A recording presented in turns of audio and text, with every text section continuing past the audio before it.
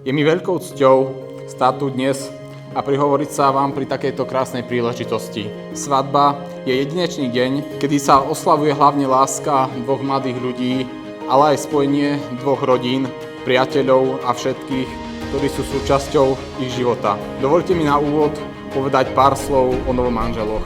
Marek bol mladá typ človeka, ktorý malokedy sedel doma. Neustále niečo vymýšľal, staval, skúšal. My dvaja sme boli hlavne rivali v stolnom tenise, ale ako starší brat bol vždy aj ten, na koho som sa mohol spoľahnúť.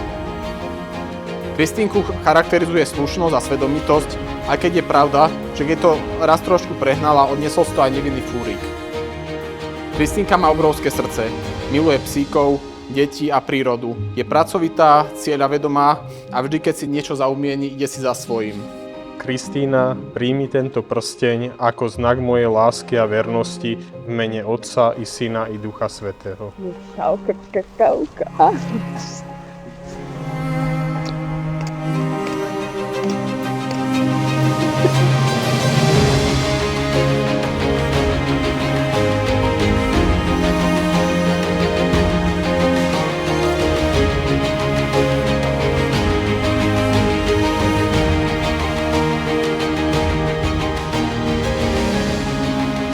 Manželstvo je ako záhrada. Ak sa o ňu staráte s láskou, každý deň vám prinesie nové kvety. Milí Marek a Kristína, nech je váš život spoločnou krásnou záhradou. Marek, príjmi tento prsteň ako znak mojej lásky a vernosti v mene Otca i Syna i Ducha Svätého.